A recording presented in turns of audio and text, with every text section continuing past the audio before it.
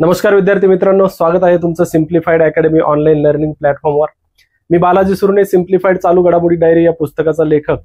आपण 36व्या अंकावर topic wise lecture series सुरू केलेली आहे। त्याचा आज आपला 7वं लेक्चर आहे। त्याच्यामध्ये आजचा जो विषय आहे ते प्रमुख नेमणुका या टॉपिकवर आपण विश्लेषण बघणार आहोत। म्हणजे या टॉपिक अंतर्गत जे काही चालू घडामोडी आहेत आपल्या 36व्या अंकामध्ये, तर त्या घडामोडी बघणार आहोत। त्याच्यामध्ये पहिली न्यूज आहे ती इस्रोच्या अध्यक्षपदी डॉक्टर व्ही नारायणन यांची नेमणूक झालेली आहे। महत्वाची नेमणूक आहे, महत्वाच्या संस्थेवर नेमणूक झाली। नेमणुका या टॉपिकवर हमखास तुम्हाला एखादा प्रश्न परीक्षेमध्ये दिसतो। आता ग्रुप बी ची मुख्य परीक्षा झाली, त्याच्यावरती 2 प्रश्न नेमणुका या टॉपिकवरती विचारलेले होते। सांगण्याचं तात्पर्य एवढंच आहे की एखादा प्रश्न तरी ठरलेला आहे की या टॉपिकवर विचारला जातो। तर वरिष्ठ अवकाश शास्त्रज्ञ आणि स्वदेशी क्रायोजेनिक इंजिनचे प्रवर्तक डॉक्टर व्ही नारायणन यांची 2 वर्षांसाठी अवकाश विभागाचे सचिव आणि अवकाश आयोगाचे अध्यक्ष म्हणून नेमणूक झाली। आणि अवकाश विभागाचे सचिव हेच भारतीय अवकाश संशोधन संस्थेचे म्हणजेच इस्रोचे अध्यक्ष असतात। हे लक्षात घ्या, व्ही नारायणन यांची भारत सरकारच्या अवकाश विभागाचे सचिव म्हणून देखील नेमणूक झाली आणि अवकाश आयोग जो आहे भारत सरकारचा त्यांचे अध्यक्ष म्हणून नेमणूक झाली। आणि हेच म्हणजे इस्रोचे अध्यक्ष सुद्धा असतात। ते 14 जानेवारी 2025 रोजी त्यांनी एस सोमनाथ यांची जागा घेतली आणि इस्रोचे 11वे एकूणच अध्यक्ष ठरलेले आहेत। हे 2-3 मुद्दे तुम्हाला या ठिकाणी महत्वाचे आहेत। मल्टीलाईन सेंटेन्स मध्ये जर प्रश्न विचारला आयोगाने तर या स्वरूपाचा विचारला जाऊ शकतो। अवकाश विभागाचे सचिव आहेत, अवकाश आयोगाचे अध्यक्ष आहेत आणि इस्रोचे अध्यक्ष आहेत। एस सोमनाथ यांची त्यांनी जागा घेतली आणि 11वे अध्यक्ष ठरलेले आहेत। त्यांचा अल्प परिचय जर बघितला तर 1964 ला तामिळनाडूमध्ये त्यांचा जन्म झालेला आहे। म्हणजे मुळात ते तामिळनाडू या राज्याचे आहेत। त्यांचं एमटेक शिक्षण IIT खरगपूर या संस्थेमध्ये झालेलं आहे, या IIT संस्थेमध्ये झालेलं आहे। त्यानंतर एरोस्पेस इंजिनिअरिंग मध्ये त्यांनी PhD देखील केलेली आहे। ही थोडीशी वैयक्तिक माहिती आहे। इस्रोमध्ये रुजू होण्यापूर्वी त्यांनी काही संस्थांमध्ये किंवा काही कंपन्यांमध्ये काम केलेले आहेत। TI डायमंड चेन लिमिटेड म्हणून कंपनी आहे, दुसरी आहे मद्रास रबर फॅक्टरी आणि भारत हेवी इलेक्ट्रिकल्स लिमिटेड या ठिकाणी सुद्धा त्यांनी काम केलेलं आहे। ही लाईन महत्वाची आहे। इस्रोमध्ये ते 1984 मध्ये रुजू झालेले आहेत। अवकाश उड्डाण करण्यासाठी आवश्यक प्रोपल्शन सिस्टीम मधील त्यांचे योगदान उल्लेखनीय आहे। नारायणन यांनी इस्रोच्या लिक्विड प्रोपल्शन सिस्टीम सेंटरचे संचालक म्हणून सुद्धा काम केलेलं आहे। LPSC चे संचालक म्हणून सुद्धा त्यांनी काम केलेलं आहे। गगन मोहिमेसाठी राष्ट्रीय स्तरावरील मानवी मूल्यांकन प्रमाणीकरण मंडळाचे अध्यक्ष म्हणून सुद्धा त्यांनी महत्वाची भूमिका बजावलेली आहे। C-25 क्रायोजेनिक प्रकल्पाचे संचालक म्हणून केलेल्या कामामुळे लॉन्च व्हेइकल मार्क 3 LVM-3 विकसित होऊ शकलेले आहे। त्यांची ही थोडीशी वैयक्तिक माहिती आहे। मल्टीलाईन सेंटेन्स मध्ये त्यांच्यावरती प्रश्न विचारला त्या ठिकाणी जाऊ शकतो। इस्रो बद्दल थोडक्यात माहिती घेऊयात, कारण इस्रो सध्या ट्रेनिंग मध्ये आहे। इंडियन स्पेस रिसर्च ऑर्गनायझेशन असं इस्रोला म्हटलं जातं। त्याची स्थापना 15 ऑगस्ट 1969 ला झालेली आहे। इन्कोस्पारची जागा घेतली 1962 ला। या इन्कोस्पारची स्थापना झाली होती 1969 ला। इस्रोने त्याची जागा घेतलेली आहे। मुख्यालय इस्रोचं बेंगळुरू या ठिकाणी, कर्नाटक राज्यातलं बेंगळुरू या शहरात आहे। प्रमुख अंतराळ स्थानके जर बघितले आपण तर सतीश धवन अंतराळ केंद्र श्रीहरिकोटा आंध्र प्रदेश या ठिकाणी आहे। कुलसेकर पट्टिनम स्पेसपोर्ट तामिळनाडू या ठिकाणी आहे। Thumba equatorial rocket launching station Thiruvananthapuram Kerala राज्यामधलं त्या ठिकाणी आहे। सुरुवातीला हा जो संस्था होती, ही जी संस्था होती इस्रो, ती अणुऊर्जा विभागा अंतर्गत येत होती। 1972 मध्ये अंतराळ आयोग आणि अंतराळ विभागाची स्थापना झाली आणि इस्रो या अंतराळ आयोगाच्या विभागाच्या अंतर्गत आलेली आहे। आतापर्यंतचे अध्यक्ष तर बघितले तर एकूण 11 अध्यक्ष झालेले आहेत। जोड्या लावायला तुम्हाला प्रश्न विचारला जाऊ शकतो, हा तक्ता लक्षात ठेवण्याचा प्रयत्न करायचा आहे। आपण काही महत्वाचे बघूया। पहिले अध्यक्ष होते विक्रम साराभाई, 1963 ते 1971 दरम्यान ते इस्रोचे अध्यक्ष होते। त्याच्यानंतर अलीकडील जर बघितले 9वे अध्यक्ष के सिवान होते। 2018 ते 2022 दरम्यान त्यांनी अध्यक्षपद भूषवलेले आहे. त्याच्यानंतर एस सोमनाथ हे 2022 ते 25 दरम्यान अध्यक्षपद भूषवले. एस सोमनाथ यांची जागा आता व्ही नारायणन यांनी घेतलेली आहे. पुढची आहे न्यूज, तुहिनकांता पांडे यांची सेबीच्या अध्यक्षपदी नेमणूक झालेली आहे. सेबीच्या प्रमुखपदी नेमणूक झालेली आहे. 27 फेब्रुवारी 2025 रोजी वित्त आणि महसूल सचिव होते. तुहिनकांता पांडे यांची भारतीय प्रतिभूती आणि नियामक मंडळाचे अध्यक्ष म्हणून नेमणूक झालेली आहे. हे लक्षात ठेवायचे, 1937च्या तुकडीतील ते ओडिशा केडरचे IAS अधिकारी आहेत. त्यांनी माधवी पुरी बुच यांची जागा घेतली. त्या सेबीच्या पहिल्या महिला अध्यक्ष होत्या. त्यांची जागा आता तुहिनकांता पांडे यांनी घेतलेली आहे. ते सेबीचे 11वे अध्यक्ष ठरलेत, हे सुद्धा महत्वाचं आहे. पांडे यांची नियुक्ती सुरुवातीला पदभार स्वीकारल्यापासून 3 वर्षाच्या कालावधीसाठी आहे, म्हणजे 3 वर्षासाठी त्यांची नेमणूक झाली. 9 जानेवारी 2025 रोजी त्यांची महसूल सचिवपदी नेमणूक करण्यात आलेली होती. 2019 ते 2025 दरम्यान अर्थ मंत्रालयातील गुंतवणूक आणि सार्वजनिक मालमत्ता विस्थापन विभागात म्हणजेच दीपम या विभागात सर्वात जास्त काळ सचिव म्हणून ते राहिलेले आहेत. 1965 मध्ये जन्मलेल्या पांडे यांनी पंजाब विद्यापीठ चंदीगड येथून अर्थशास्त्रात पदव्युत्तर पदवी प्राप्त केली आणि त्यानंतर बर्मिंगहॅम विद्यापीठामध्ये UK मधील बर्मिंगहॅम विद्यापीठात त्यांनी MBA केलेला आहे. लक्षात ठेवायचं आहे, सरळ सरळ एका लाईनीत प्रश्न आला तर सेबीच्या अध्यक्षपदी कोणाची नेमणूक केली अशा प्रकारचा येऊ शकतो. तर तुहिनकांता पांडे असं त्यांचं नाव आहे. ते 1987च्या बॅचचे ओडिशा केडरचे IAS अधिकारी आहेत आणि त्यांनी माधवी पुरी बुच यांची जागा घेतली आणि ते 11वे अध्यक्ष ठरलेले आहेत. हे 3 लाईन तरी लक्षात ठेवण्याचा प्रयत्न करायचा.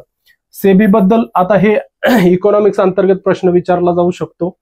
सेबीचा लॉंग फॉर्म जर बघितला तर securities and exchange board of India असं त्याचं लॉंग फॉर्म आहे. अर्थ मंत्रालयाच्या प्रशासकीय कार्यक्षेत्रामध्ये ती संस्था कार्यरत असून 12 एप्रिल 1988 रोजी सेबीची स्थापना झाली. त्याच्यानंतर मुंबई या ठिकाणी मुख्यालय आहे. GS पटेल समितीने सेबीची शिफारस केली होती. त्या समितीच्या शिफारसीनुसार 1988 ला सेबीची स्थापना झाली. वैधानिक दर्जा मिळाला 31 जानेवारी 1992 ला, म्हणजे 1992 ला सेबी कायदा करण्यात आला. त्या सेबी कायद्याअंतर्गत सेबीला वैधानिक दर्जा मिळालेला आहे. याचे विभागीय कार्यालय जर बघितलं तर कोलकाता, दिल्ली आणि चेन्नई या ठिकाणी विभागीय कार्यालय आहेत. ही भारतातील सिक्युरिटीज आणि कमोडिटी मार्केटसाठी नियामक संस्था म्हणून काम करते. पुढची न्यूज आहे, अमेरिकेच्या अध्यक्षपदी डोनाल्ड ट्रम्प यांची निवडणूक झालेली आहे. डोनाल्ड ट्रम्प यांचा शपथ घेतलेली आहे त्यांनी. 20 जानेवारी 2024 रोजी 47वे अध्यक्ष म्हणजे अमेरिकेचे 47वे अध्यक्ष म्हणून त्यांनी शपथ घेतली. सरन्यायाधीश जॉन रॉबर्ट्स यांनी त्यांना शपथ दिलेली आहे आणि त्यांनी कोणाची जागा घेतली? जो बायडन यांची जागा घेतली. अमेरिकेचे माजी अध्यक्ष जो बायडन यांची त्यांनी जागा घेतलेली आहे. दुसऱ्यांदा अमेरिकन अध्यक्ष म्हणून ते निवडून आलेत डोनाल्ड ट्रम्प.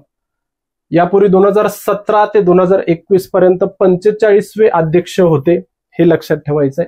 त्याच्यानंतर 46वे अध्यक्ष जो बायडन झाले. आता 47वे अध्यक्ष म्हणून पुन्हा ते निवडून आलेले आहेत. रिपब्लिकन्स पक्षाचे ते सदस्य आहेत, हे सुद्धा लक्षात ठेवायचंय. पक्ष लक्षात ठेवा, रिपब्लिकन पक्षाचे ते सदस्य आहेत. 312 मतांसह अमेरिकन अध्यक्षपदाची निवडणूक जिंकली. त्यांनी डेमोक्रॅटिक पक्षाच्या उमेदवार कमला हॅरिस यांचा पराभव केलाय. कमला हॅरिस यांना 226 मते मिळाली होती, त्यांचा पराभव केला. त्यांच्याबद्दल जर आले प्रश्न तर ते कितवे अध्यक्ष होते? 47वे. त्यांनी कोणाची जागा घेतली? जो बायडन यांची. ते दुसऱ्यांदा अध्यक्ष झालेले आहेत. याच्या पूर्वी 2017 ते 2021 दरम्यान 45वे अध्यक्ष म्हणून काम केलेलं आहे. आणि पक्ष लक्षात ठेवायचे, रिपब्लिकन पक्षाचे ते सदस्य आहेत, नेते आहेत. त्यांनी कमला हॅरिस, भारतीय वंशाच्या कमला हॅरिस यांचा त्यांनी पराभव केलेला आहे. थोडक्यात अजून माहिती घेऊयात. जन्म त्यांचा 1946 ला न्यूयॉर्क येथे झाला. 1968 मध्ये पेनिसिल्व्हिया विद्यापीठात त्यांनी अर्थशास्त्रामध्ये पदवी प्राप्त केली आहे. 1971 मध्ये त्यांचा कौटुंबिक जो व्यवसाय होता रिअल इस्टेट, त्या व्यवसायाचे ते अध्यक्ष बनले. 2004 ते 2015 दरम्यान त्यांनी the apprentice he reality television मालिका सुद्धा होस्ट केलेली आहे. नाव लक्षात ठेवायचं आहे, त्या मालिकेचं द अप्रेंटिस असं नाव आहे. 2001 ते 2009 दरम्यान ते डेमोक्रॅटिक पक्षाचे सदस्य होते. त्यांना टाइम्स मासिकाने 2016 आणि 2024 मध्ये पर्सन ऑफ द इयर म्हणून घोषित केलं होतं किंवा निवडलेलं होतं. 2016 आणि 2024 मध्ये हे सुद्धा 2-3 मुद्दे या ठिकाणी त्या संदर्भात महत्वाचे आहेत. पुढचा आहे मानवी हक्क आयोगाच्या अध्यक्षपदी व्ही रामसुब्रमण्यम यांची नेमणूक झालेली आहे.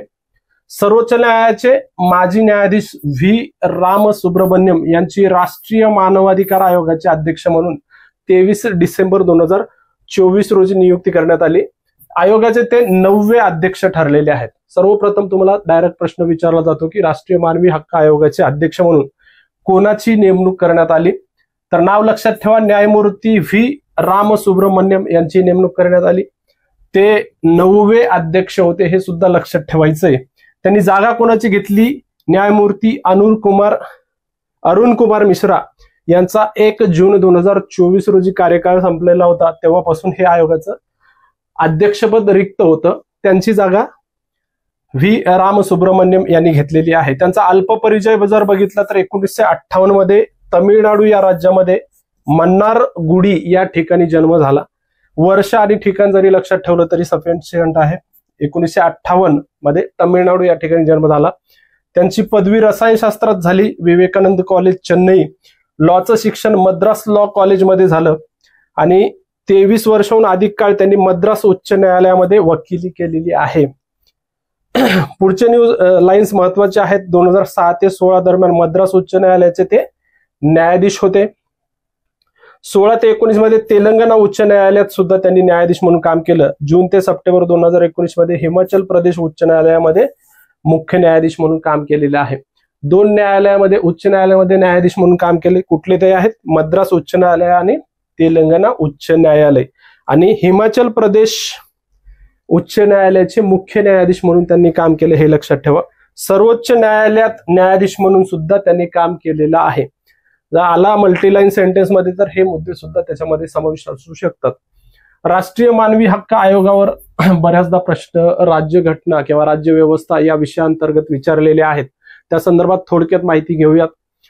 स्थापना आहे 12 ऑक्टोबर 1993 ला स्थापना झाली. मुख्यालय नवी दिल्ली या ठिकाणी आहे.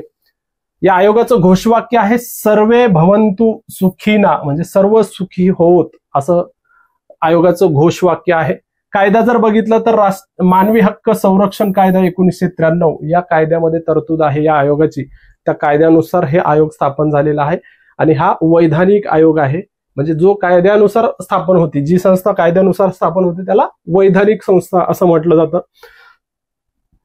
याची रचना जर बघितली तर 1 अध्यक्ष आणि 5 सदस्य असतात, पदसिद्ध सदस्य वगळून. म्हणजे 1 अध्यक्ष प्लस 5 सदस्य आणि पदसिद्ध सदस्यांचा या ठिकाणी विचार करण्यात आलेला नाही. पदसिद्ध सदस्य वगळून असे 5 सदस्य असतात. याचे अध्यक्ष कोण असतात बघा, सर्वोच्च न्यायालयाचे सरन्यायाधीश किंवा न्यायाधीश. या ठिकाणी उच्च न्यायालयाचा उल्लेख नाहीये, हे लक्षात ठेवायचंय. अध्यक्ष सर्वोच्च न्यायालयाचा सरन्यायाधीश असू शकतो किंवा न्यायाधीश असू शकतो. पहिले अध्यक्ष होते श्री न्यायमूर्ती रंगनाथ मिश्रा, हे मानवी हक्क आयोगाचे, राष्ट्रीय मानवी हक्क आयोगाचे पहिले अध्यक्ष होते. आयोग मानवी हक्काच्या संरक्षण आणि संवर्धनासाठी जबाबदार आहे. याच्यावर बऱ्याचदा प्रश्न विचारलेला आहे की अध्यक्षाची जी निवड असते, शिफारस केली जाते, त्याच्या संमतीमध्ये कोणाकोणाचा समावेश असतो किंवा शिफारस समिती असते त्याच्यामध्ये कोणाकोणाचा समावेश असतो, हे लक्षात घ्यायचंय. पंतप्रधान या समितीचे, शिफारस समितीचे अध्यक्ष असतात.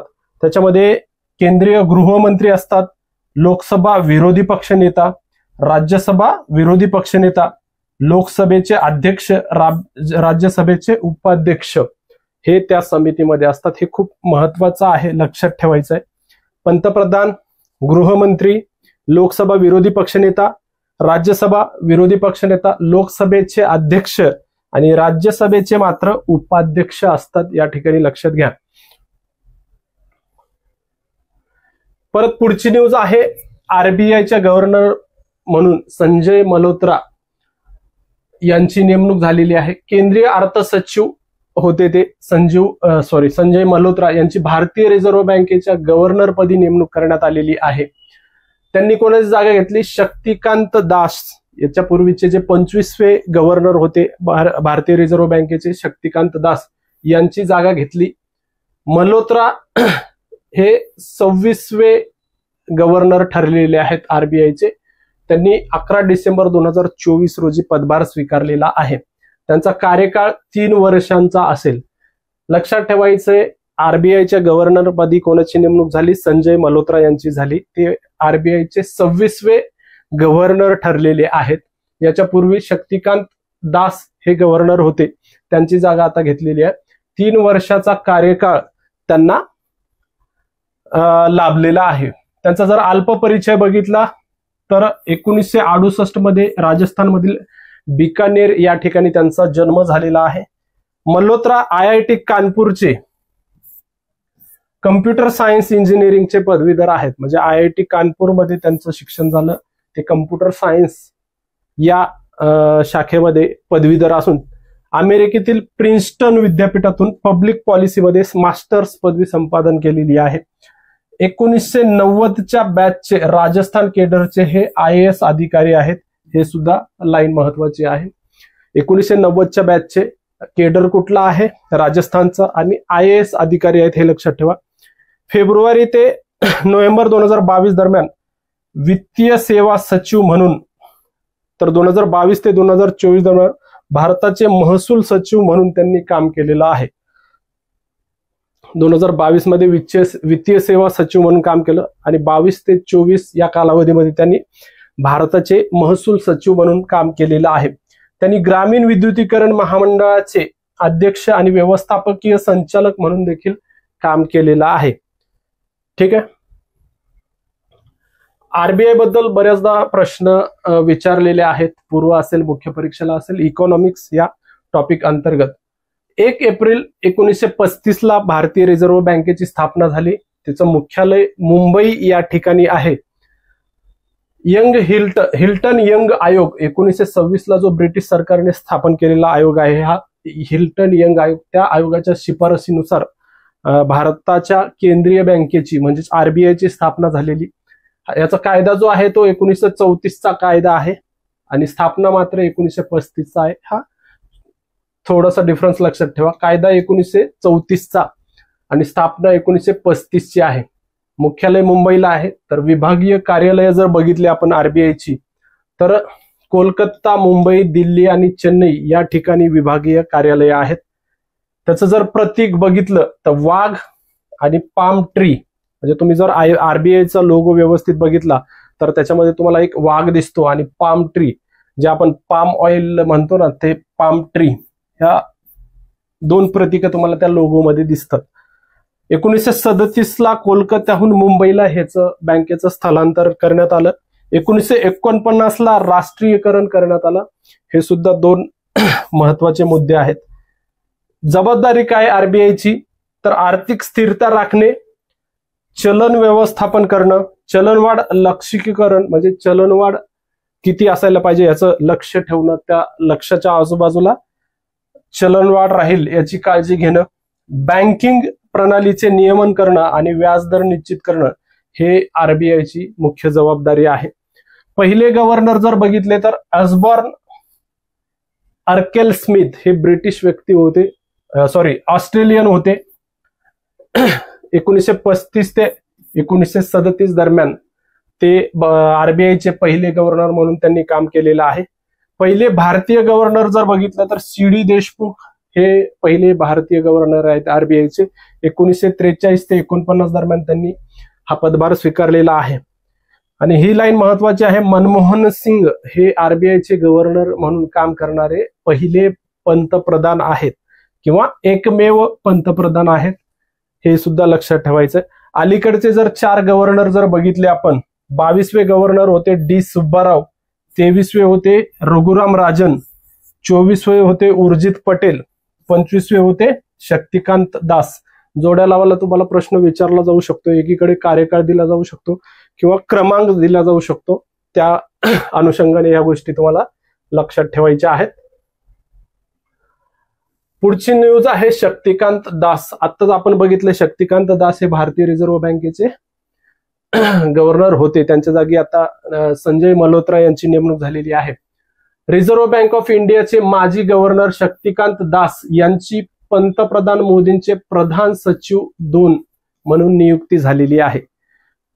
ठीक आहे, भारताचे पंतप्रधान नरेंद्र मोदी यांचे प्रधान सचिव म्हणून त्यांची नेमणूक झालेली आहे. हे पद पहिल्यांदाच निर्माण करण्यात आलं. प्रधान सचिव हे एकच असायचे, आता त्याचं दुसऱ्या क्रमांकाचं सुद्धा प्रधान सचिव पद निर्माण केलं. प्रधान सचिव क्रमांक 2 हे पद पहिल्यांदाच निर्माण करण्यात आलं आणि त्या पदावर शक्तिकांत दास यांची नेमणूक करण्यात आलेली आहे. त्यांचा कार्यकाळ पंतप्रधानांच्या कार्यकाळासोबत किंवा पुढील आदेश येईपर्यंत असेल किंवा त्याच्या आधी जे येईल तोपर्यंत राहील. सध्याचे प्रधान सचिव 1 आहेत ते PK मिश्रा आहेत, हे लक्षात घ्या. प्रधान सचिव क्रमांक 1 PK मिश्रा आहेत. प्रधान सचिव क्रमांक 2 हे शक्तिकांत दास यांची नेमणूक करण्यात आली. दास यांनी 2018 ते 2024 पर्यंत RBIचे 25वे गव्हर्नर म्हणून काम केले. 1980च्या बॅचचे तामिळनाडू केडरचे ते IAS अधिकारी आहेत, हे सुद्धा तुम्हाला लक्षात ठेवायचं आहे. पहिल्यांदाच हे पद निर्माण करण्यात आले, त्या अनुषंगाने प्रश्न विचारला जाऊ शकतो. पंतप्रधान नरेंद्र मोदी यांचे प्रधान सचिव क्रमांक 2 म्हणून कोणाची नेमणूक करण्यात आली? सरळ सरळ प्रश्न आला तर शक्तिकांत दास हे नाव लक्षात ठेवा. पुढची न्यूज आहे आपली BVR सुब्रमण्यम. केंद्र सरकारने नीती आयोगाचे मुख्य कार्यकारी अधिकारी BVR सुब्रमण्यम यांचा कार्यकाळ 1 वर्षाने वाढवलेला आहे. जी नीती आयोग आहे, भारताच्या नियोजन आयोगाच्या जागी 1 जानेवारी 2015 नीती आयोगाची स्थापना केली. त्या नीती आयोगाचे मुख्य कार्यकारी अधिकारी जे आहेत सध्या BVR सुब्रमण्यम यांचा कार्यकाळ 24 फेब्रुवारी 2025 पासून 1 वर्षाने वाढवण्यात आलेला आहे. 1987च्या बॅचचे छत्तीसगड केडरचे ते निवृत्त IAS अधिकारी आहेत. सुब्रमण्यम यांची फेब्रुवारी 2023 मध्ये 2 वर्षाच्या कालावधीसाठी या पदावर नियुक्ती करण्यात आलेली होती आणि ते एकूणात 4थे मुख्य कार्यकारी अधिकारी ठरलेले आहेत. पुढची न्यूज महत्वाची आहे. काश पटेल यांची FBI संचालकपदी नेमणूक झाली, त्याच्यामुळं महत्वाची न्यूज आहे. अमेरिकन सिनेटने 20 फेब्रुवारी 2025 रोजी फेडरल ब्युरो ऑफ इन्व्हेस्टिगेशन म्हणजेच FBI संचालकपदी काश पटेल यांची नेमणूक केली. भारतीय वंशाचा असल्यामुळं त्याच्यावरती प्रश्न विचारला जाऊ शकतो.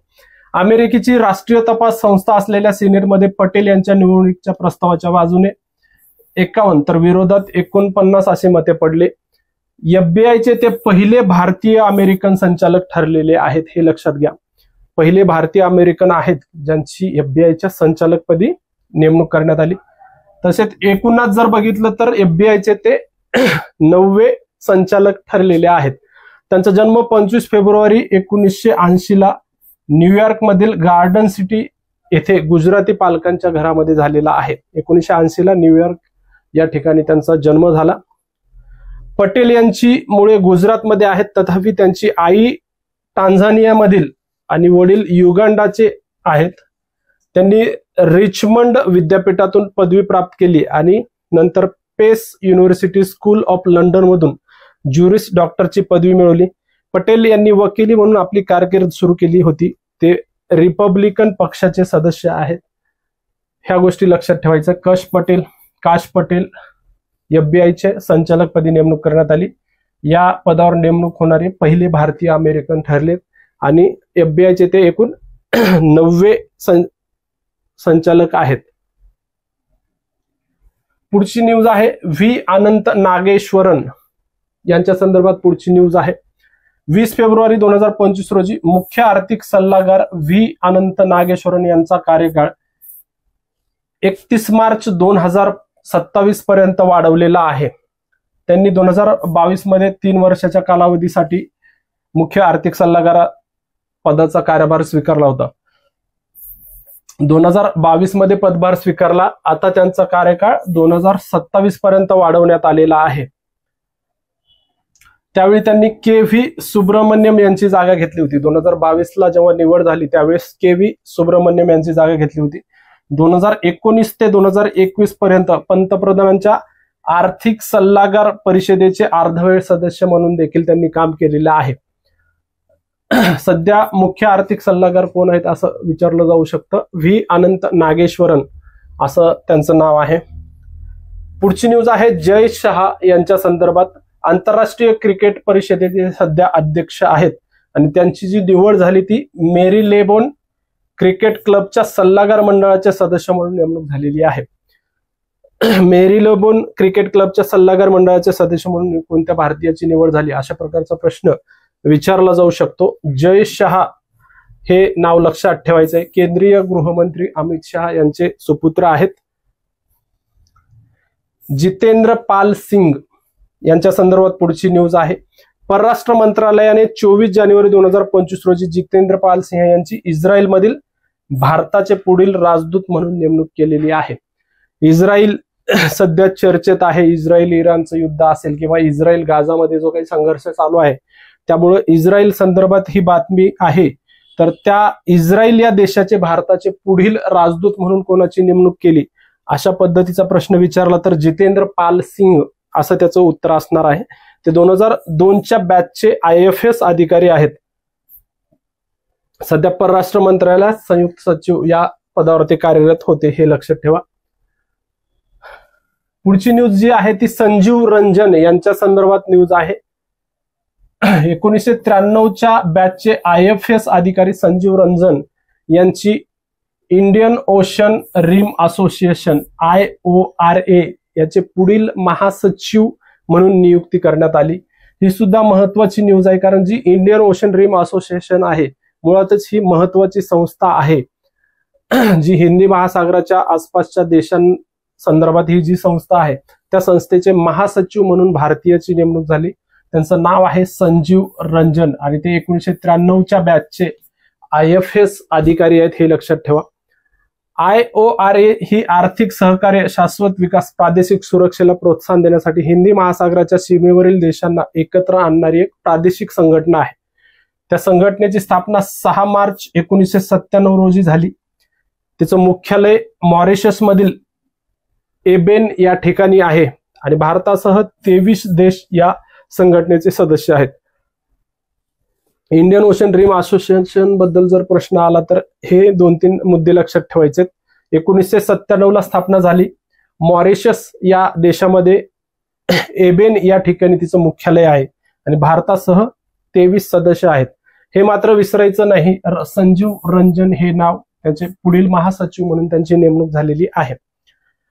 पुढची जी न्यूज आहे अरुण मिश्रा, न्यायमूर्ती अरुण मिश्रा यांच्या संदर्भात आहे. सर्वोच्च न्यायालयाचे ते माजी न्यायाधीश आहेत अरुण मिश्रा यांची भारतीय क्रिकेट नियामक मंडळाच्या म्हणजेच BCCIच्या लोकपालपदी नियुक्ती करण्यात आली.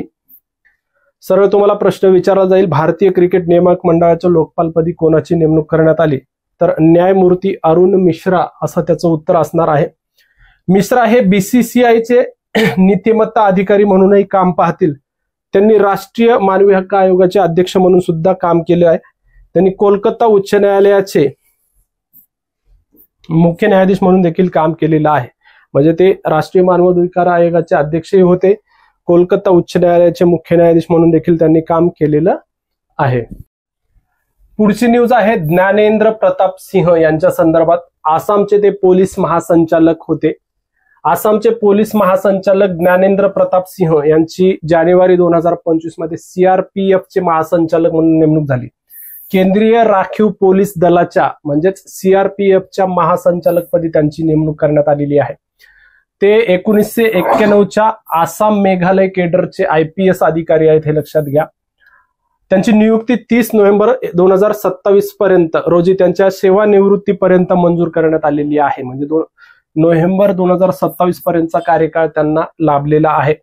डिसेंबर 2024 रोजी अनिश दयाल सिंग यांच्या निवृत्तीनंतर CRPFचे विशेष महासंचालक वितुल कुमार यांच्याकडे तो अतिरिक्त कारभार दिलेला होता आता आसामचे पोलीस महासंचालक होते ज्ञानेंद्र प्रताप सिंह यांची त्या महासंचालकपदी नेमणूक करण्यात आली. पुढची जी न्यूज आहे, देवेंद्र कुमार उपाध्याय हे मुंबई उच्च न्यायालयाचे मुख्य न्यायाधीश होते. त्यांची जी आहे ती दिल्ली उच्च न्यायालयाचे मुख्य न्यायाधीश म्हणून नेमणूक झालेली आहे, किंवा जानेवारी 2025 मध्ये त्यांनी दिल्ली उच्च न्यायालयाचे मुख्य न्यायाधीश म्हणून शपथ घेतलेली आहे. दिल्लीचे उपराज्यपाल VK सक्सेना यांनी त्यांना त्यांच्या पदाची शपथ दिली. उपाध्याय यापूर्वी मुंबई उच्च न्यायालयाचे मुख्य न्यायाधीश म्हणून कार्यरत होते. 16 जून 1965 रोजी उत्तर प्रदेशातील मुस्कराई या ठिकाणी त्यांचा जन्म झाला. लखनौ विद्यापीठातून LLB त्यांनी पूर्ण केलेली आहे. 1991 मध्ये वकिली क्षेत्रात प्रवेश घेतला. 2011 मध्ये त्यांची अलाहाबाद उच्च न्यायालयाच्या न्यायाधीश म्हणून नेमणूक झाली. 2013 मध्ये त्यांची कायमस्वरूपी न्यायाधीश म्हणून शपथ घेतलेली आहे. ठीक आहे, हे लक्षात ठेवायचंय की दिल्ली उच्च न्यायालयाचे मुख्य न्यायाधीश म्हणून कोणी शपथ घेतली, अशा प्रकारचा प्रश्न येऊ शकतो. न्यायमूर्ती देवेंद्र कुमार उपाध्याय याच्या आधी ते मुंबई उच्च न्यायालयात मुख्य न्यायाधीश होते.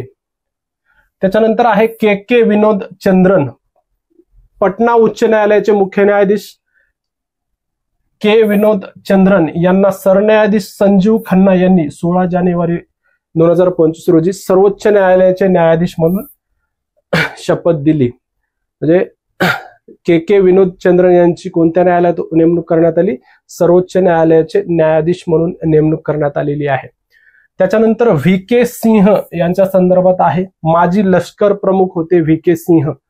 त्यांची 16 जानेवारी 2025 रोजी मिझोरामच्या राज्यपाल पदाची त्यांनी शपथ घेतलेली आहे. म्हणजे माजी लष्कर प्रमुख VK सिंह यांनी कोणत्या राज्याच्या राज्यपाल पदाची शपथ घेतली असं विचारलं जाऊ शकतं.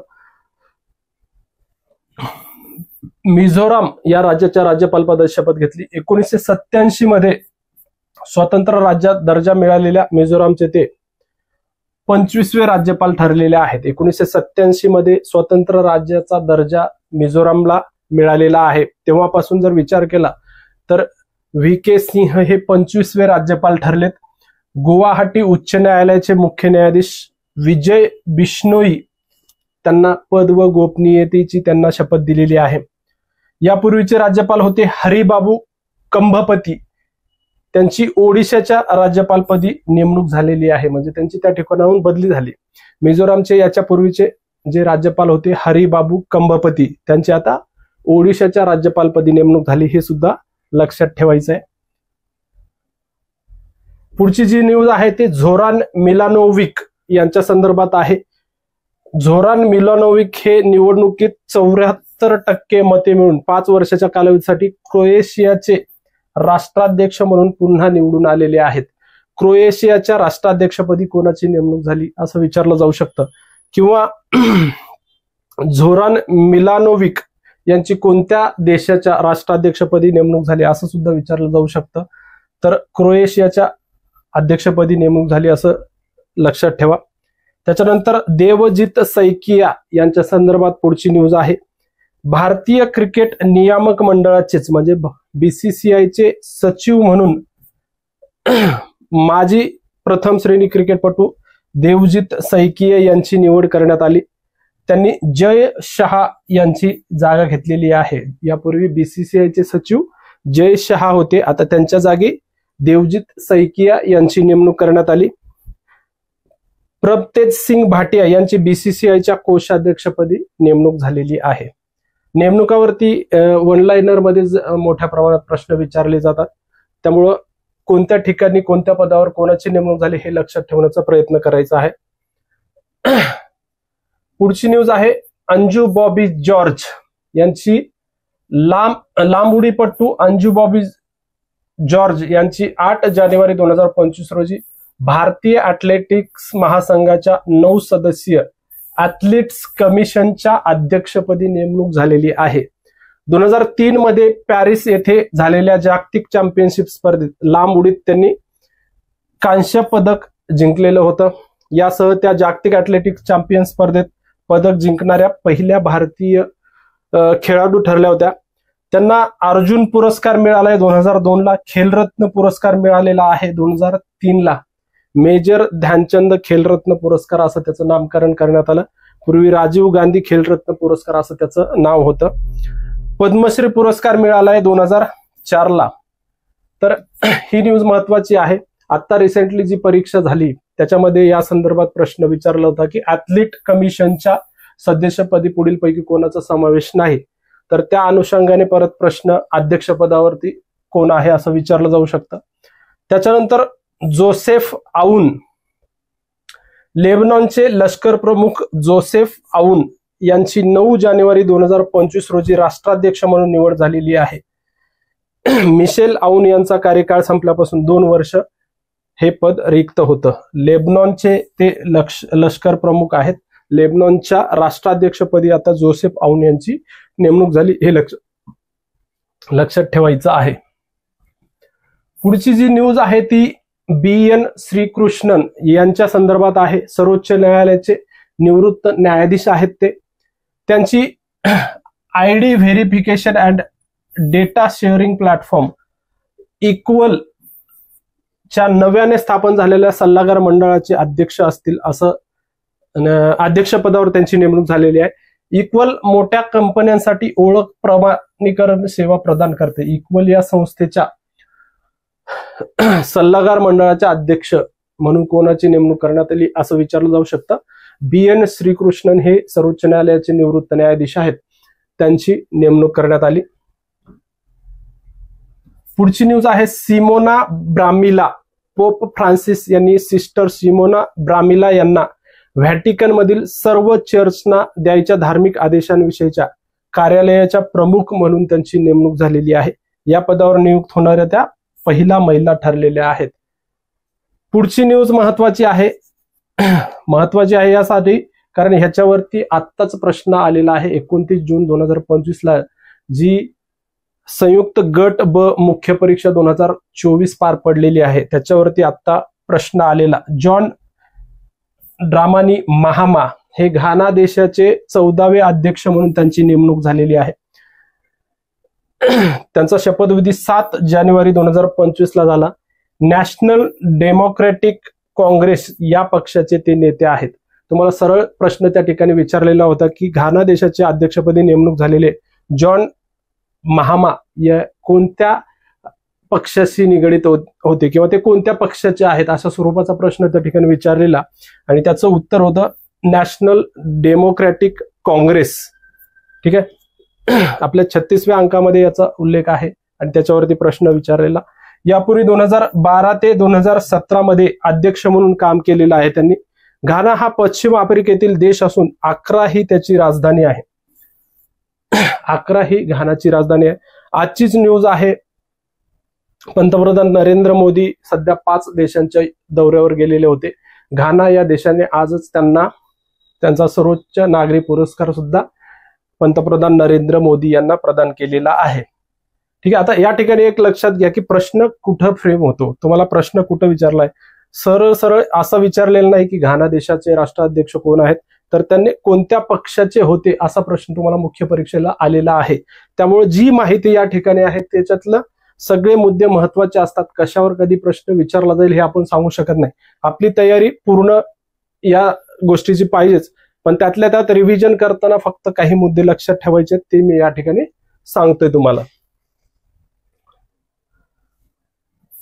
पुढचा आहे बहादूर सिंग सागू. आशियाई सुवर्ण पदक विजेते माजी गोळाफेकपटू बहादूर सिंग सागू यांची भारतीय ऍथलेटिक्स महासंघाच्या अध्यक्षपदी बिनविरोध निवड झालेली आहे. भारतीय ऍथलेटिक्स जो महासंघ आहे AFI त्याच्या अध्यक्षपदी निवड झाली त्यांची. ते फेकपट्टू होते हे लक्षात घ्यायचंय. आशियाई स्पर्धेमध्ये त्यांनी सुवर्ण पदक पटकावलेलं होतं. आदिल सुमारीवाला यांची त्यांनी जागा घेतली. याच्यापूर्वी अध्यक्षपदावर आदिल सुमारीवाला हे होते, त्यांची जागा घेतलेली आहे. बहादूर सिंग 4 वर्षांसाठी म्हणजे 2025 ते 2029 पर्यंत 4 वर्षांसाठी त्यांचे अध्यक्षपदावर नेमणूक झाली. बहादूर सिंग जालंधरचे आहेत. ते सध्या पंजाब पोलीसमध्ये कमांडंट म्हणून कार्यरत आहेत. त्यांनी 2002च्या बुसान आशियाई क्रीडा स्पर्धेत पुरुषांच्या गोळाफेक स्पर्धेमध्ये सुवर्ण पदक जिंकलेलं होतं. 2000 आणि 2004च्या ऑलिम्पिक्समध्ये भारताचे त्यांनी प्रतिनिधित्व केलं आणि पद्मश्री या पुरस्काराने सुद्धा केंद्र सरकारने त्यांचा गौरव केलेला आहे. लक्षात ठेवायचंय, भारतीय अथलेटिक्स महासंघाच्या अध्यक्षपदी कोणाची नेमणूक करण्यात आली असं विचारलं जाऊ शकतो. बहादूर सिंग, आणि ते गोळाफेकपटू आहेत हे सुद्धा लक्षात ठेवा. पुढची न्यूज आहे केवल पारेख यांच्या संदर्भात. भारतीय वंशाचे केवल पारेख यांनी 1 जानेवारी 2025 रोजी ऍपल या कंपनीचे मुख्य वित्तीय अधिकारी म्हणून पदभार स्वीकारला आहे. ऍपल ही जगभरातील इलेक्ट्रॉनिक्स कंपनी आहे. ऍपल फोनसाठी किंवा ऍपलचे इतर जे काही गॅजेट असतील त्यासाठी तुम्हाला प्रसिद्ध असलेली अशी कंपनी आहे. त्यामुळं त्या संदर्भात प्रश्न विचारला जाऊ शकतो. मुख्य वित्तीय अधिकारी म्हणून भारतीय वंशाच्या केवन पारेख यांची नेमणूक घेतलेली आहे. लुका मेस्त्री यांची त्यांनी जागा घेतली, हे लक्षात ठेवायचं आहे. पुढची आहे भुवनेश कुमार यांच्या संदर्भात ही न्यूज आहे. 1 जानेवारी 2025 रोजी आधारचे व्यवस्थापन करणाऱ्या युनिक आयडेंटिफिकेशन ऑथॉरिटी ऑफ इंडियाचे मुख्य कार्यकारी अधिकारी म्हणून पदभार त्यांनी स्वीकारलेला आहे. भुवनेश कुमार हे unique identification authority of India, त्याला UIDAI असं सुद्धा विचारलं हे केलं जातं. CEO या पदावर त्यांची नेमणूक झाली. ते उत्तर प्रदेश केडरचे 1995च्या बॅचचे IAS अधिकारी आहेत, हे सुद्धा लक्षात असू द्या. अमित अग्रवाल यांची त्यांनी जागा घेतली. ठीक आहे, लक्षात ठेवायचं आहे. सरळ प्रश्न आला तर युनिक आयडेंटिफिकेशन ऑथॉरिटी ऑफ इंडियाचे मुख्य कार्यकारी अधिकारी म्हणून कोणाची नेमणूक करण्यात आली, असा सरळ प्रश्न येऊ शकतो. भुवनेश कुमार हे नाव विसरायचं नाही. आता 2 मुख्य न्यायाधीशांच्या नेमणुक्या झालेल्या आहेत. न्यायमूर्ती GS संधावालिया यांची 23 डिसेंबर 2024 रोजी हिमाचल प्रदेश उच्च न्यायालयाच्या मुख्य न्यायाधीशपदी नेमणूक झाली.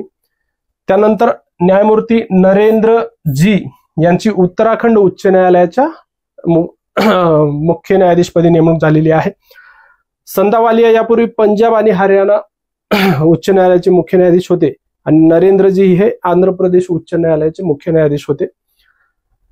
कुठं नेमणूक झाली हे लक्षात ठेवण्याचा प्रयत्न करा. GS संधावालिया यांची हिमाचल प्रदेशच्या मुख्य न्यायाधीश आणि न्यायमूर्ती नरेंद्रजी यांची उत्तराखंड उच्च न्यायालयाचे मुख्य न्यायाधीश म्हणून नेमणूक झालेली आहे. पुढची न्यूज आहे श्रीराम कृष्णन यांच्या संदर्भात. अमेरिकेचे नियोजित अध्यक्ष म्हणजे आता ते अध्यक्ष झालेले आहेत डोनाल्ड ट्रम्प यांनी आर्टिफिशियल इंटेलिजन्स या विषयावरील वरिष्ठ धोरण सल्लागार म्हणून भारतीय वंशाचे उद्योजक श्रीराम कृष्णन यांची नेमणूक केलेली आहे, यांची निवड केलेली आहे. कृष्णन हे गुंतवणूकदार आणि लेखकही आहेत. श्रीरामकृष्ण हे white house office of science and technology पॉलिसीमध्ये आर्टिफिशियल इंटेलिजन्स साठी वरिष्ठ धोरण सल्लागार म्हणून काम पाहतील आणि ते मूळ चेन्नई या ठिकाणचे आहेत. ठीक आहे, तुम्हाला प्रश्न डायरेक्ट विचारला जाऊ शकतो. अमेरिकेमध्ये आर्टिफिशियल इंटेलिजन्स या विषयावरील वरिष्ठ धोरण सल्लागार म्हणून कोणाची नेमणूक करण्यात आली? श्रीरामकृष्णन हे नाव लक्षात ठेवायचं आहे. त्याच्यानंतर सुमन बेरी यांच्या संदर्भात न्यूज आहे.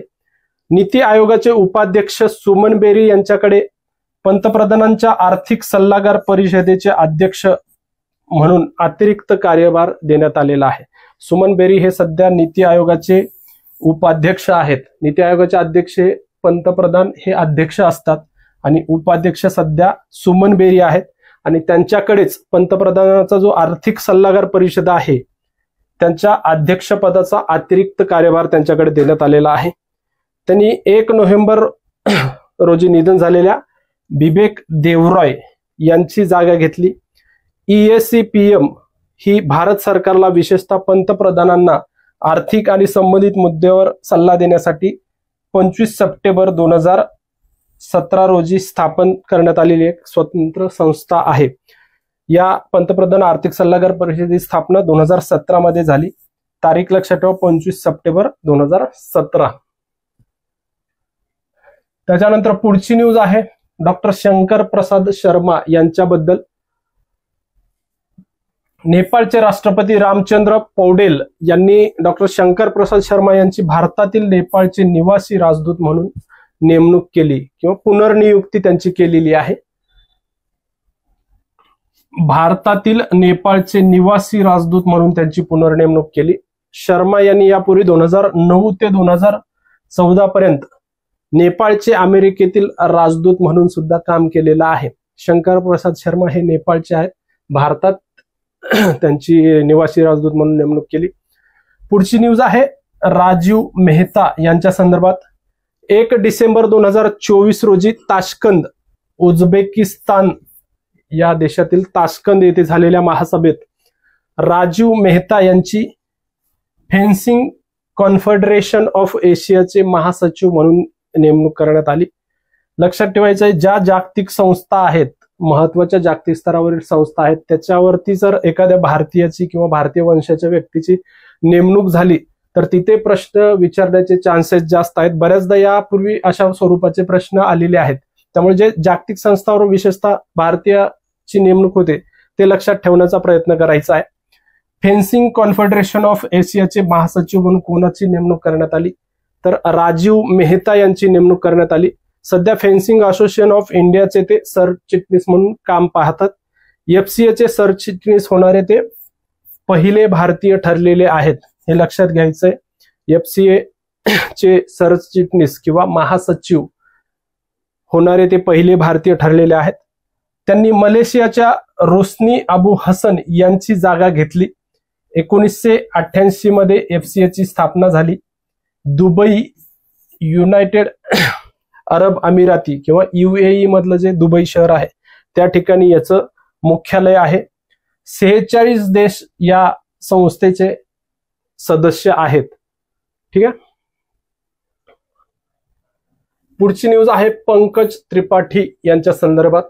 अरुणाचल प्रदेशच्या समृद्ध सांस्कृतिक वारसा आणि सर्जनशील प्रतिभेचे उत्सव साजरे करणाऱ्या 22 नोव्हेंबर ते 5 डिसेंबर 2024 दरम्यान पार पडलेल्या अरुणाचल रंग महोत्सव 2024 साठी जे अभिनेते आहेत पंकज त्रिपाठी यांची महोत्सव सदिच्छा दूत म्हणून नियुक्ती करण्यात आली. कुठला महोत्सव आहे? अरुणाचल रंग महोत्सव 2024. त्याच्या सदिच्छा दूतपदी कोणाची नेमणूक करण्यात आली?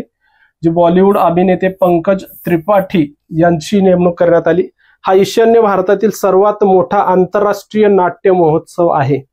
जे 7 सिस्टर्स आहेत आपल्या भारतातील ईशान्येकडील राज्य, त्या प्रदेशातील भारतातील सर्वात मोठा आंतरराष्ट्रीय नाट्य महोत्सव आहे. अरुणाचल प्रदेशातील इटानगर या ठिकाणी हा महोत्सव पार पडलेला आहे. पुढची न्यूज आहे मदन लोकूर यांच्या संदर्भात. सर्वोच्च न्यायालयाचे माजी न्यायाधीश न्यायमूर्ती मदन लोकूर यांची संयुक्त राष्ट्राच्या अंतर्गत न्याय परिषदेचे म्हणजे युनायटेड नेशन्स इंटरनल जस्टिस काउन्सिलचे अध्यक्ष म्हणून नेमणूक करण्यात आली. ही सुद्धा न्यूज महत्वाची आहे. न्यायमूर्ती मदन लोकूर हे नाव लक्षात ठेवायचे आहे. ते सर्वोच्च न्यायालयाचे माजी न्यायाधीश आहेत. संयुक्त राष्ट्राच्या अंतर्गत न्याय परिषदेचे अध्यक्ष म्हणून त्यांची नियुक्ती करण्यात आली. 12 नोव्हेंबर 2028 पर्यंत ते या पदावर कार्यरत राहणार आहेत. 2012 ते 18 दरम्यान ते सर्वोच्च न्यायालयाचे न्यायाधीश होतील, हे लक्षात ठेवा. सरळ प्रश्न विचारला जाऊ शकतो, संयुक्त राष्ट्राच्या अंतर्गत न्याय परिषदेचे अध्यक्ष म्हणून कोणत्या भारतीयाची निवड झाली किंवा कोणत्या भारतीयाची नेमणूक झाली? तर न्यायमूर्ती मदन लोकूर हे नाव लक्षात ठेवा. पुढची न्यूज आहे रवींद्रनाथ महतो यांच्या संदर्भात. झारखंड मुक्ती मोर्चाचे आमदार आहेत. झारखंड मुक्ती मोर्चा नावाचा जो पक्ष आहे त्या पक्षाचे आमदार आहेत रवींद्रनाथ महतो यांची सलग दुसऱ्यांदा झारखंड विधानसभेच्या अध्यक्षपदी निवड झालेली आहे. रिसेंटली जी झारखंडची विधानसभा पार पडलेली आहे त्याच्याशी रिलेटेड ही न्यूज आहे. एका लाईन मध्ये आला तर प्रश्न त्या ठिकाणी येऊ शकतो. पुढचा आहे शम्मी सिल्वा. श्रीलंका क्रिकेटचे अध्यक्ष शम्मी सिल्वा यांची आशियाई क्रिकेट परिषदेचे अध्यक्ष म्हणून निवड झालेली आहे. त्यांनी 6 डिसेंबर 2024 रोजी जय शहा यांची जागा घेतलेली आहे. BCCIचे सचिव होते, त्याच्यानंतर ते आशियाई क्रिकेट परिषदेचे अध्यक्ष सुद्धा होते जय शहा. आता त्यांची जागा श्रीलंकेचे जे श्रीलंका क्रिकेटचे अध्यक्ष होते शम्मी सिल्वा यांची आशियाई क्रिकेट परिषदेचे अध्यक्ष म्हणून नेमणूक झाली. सिल्वा यांनी यापूर्वी अनेक वर्ष ACCचे वित्त आणि विपणन समितीचे अध्यक्ष म्हणून सुद्धा काम केलेलं आहे. किंवा प्रश्न विचारला जाऊ शकतो, आशियाई क्रिकेट परिषदेचे अध्यक्ष म्हणून नेमणूक झालेले शम्मी सिल्वा हे कोणत्या देशाचे आहेत? तर श्रीलंकेचे आहेत, हे लक्षात ठेवा. पुढची न्यूज आहे न्यायमूर्ती मनमोहन यांच्या संदर्भात. न्यायमूर्ती मनमोहन यांनी 5 डिसेंबर 2024 रोजी सर्वोच्च न्यायालयाचे न्यायाधीश म्हणून शपथ घेतलेली आहे. भारताचे सरन्यायाधीश संजीव खन्ना यांनी त्यांना पदाची शपथ दिली. यापूर्वी दिल्ली उच्च न्यायालयाचे मुख्य न्यायाधीश म्हणून ते कार्यरत होते. पुढची न्यूज महत्वाची आहे. नेटुम्बो नंदी नदैतवाह यांची नामिबियाच्या पहिल्या महिला अध्यक्ष म्हणून नेमणूक झालेली आहे. हा मुद्दा महत्वाचा आहे. यापूर्वी त्या उपाध्यक्ष या पदावर कार्यरत होत्या, आता त्यांची अध्यक्ष पदावर नेमणूक झाली आणि नामिबियाच्या त्या पहिल्या महिला अध्यक्ष ठरलेल्या आहेत. सत्ताधारी स्वॅपो पक्षाच्या नेत्या आहेत. 3 डिसेंबर 2024 रोजी जाहीर झालेल्या निकालामध्ये त्यांनी 57% वैध मते मिळवलेली आहेत. नामिबिया हा देश लक्षात ठेवायचा आहे. नेटुम्बो नंदी नदैतवाह यांची त्या नामिबियाच्या पहिला महिला अध्यक्ष म्हणून नेमणूक झाली. आता जय शहा यांच्या संदर्भातच पुढची न्यूज आहे, कारण त्यांची आंतरराष्ट्रीय क्रिकेट परिषदेच्या अध्यक्षपदी निवड झालेली आहे. 1 डिसेंबर 2024 रोजी आंतरराष्ट्रीय क्रिकेट परिषदेच्या म्हणजेच ICCच्या अध्यक्षपदाचा त्यांनी पदभार स्वीकारला. त्यांनी मावळते अध्यक्छ ग्रेग बार्कली यांची त्यांनी जागा घेतलेली आहे. यापूर्वी BCCIचे सचिव म्हणून कार्यरत होते. ICCचे सर्वात तरुण अध्यक्ष ठरलेले आहेत, ही सुद्धा लाईन लक्षात ठेवा. त्यांनी दक्षिण आफ्रिकेच्या पर्सी सोन यांचा विक्रम मोडला. तसेच ICCच्या चेअरमन पदावर नियुक्त होणारे जय शाह हे 5वे भारतीय ठरलेले आहेत. आतापर्यंत 5 जणांनी अध्यक्षपद भूषवलं. याआधी जगमोहन दालमिया, शरद पवार, N श्रीनिवासन, शशांक मनोहर यांनी ICCचं अध्यक्षपद भूषवलेलं आहे. याच्यावर सुद्धा प्रश्न विचारला जाऊ शकतो. ICC आंतरराष्ट्रीय क्रिकेट परिषदेच्या अध्यक्षपदी कोणत्या भारतीयाची नेमणूक झाली? तर जय शहा यांची नेमणूक झाली. ते ICCचे सर्वात तरुण अध्यक्ष ठरलेले आहेत, हे सुद्धा लक्षात ठेवायचंय.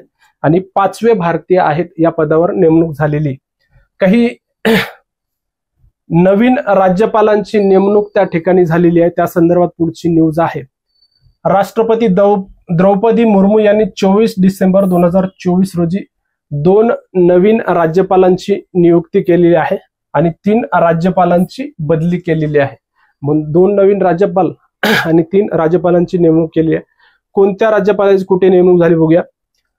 मणिपूरच्या राज्यपालपदी अजय कुमार भल्ला यांची नेमणूक झाली, ते माजी केंद्रीय गृह सचिव आहेत. मिझोरामच्या राज्यपालपदी विजय कुमार सिंह यांची नेमणूक झाली, ते माजी लष्कर प्रमुख आहेत. बिहारच्या राज्यपालपदी आरिफ मोहम्मद खान यांची बदली झाली, ते आधी केरळचे राज्यपाल होते, आता ते बिहारचे राज्यपाल झालेले आहेत.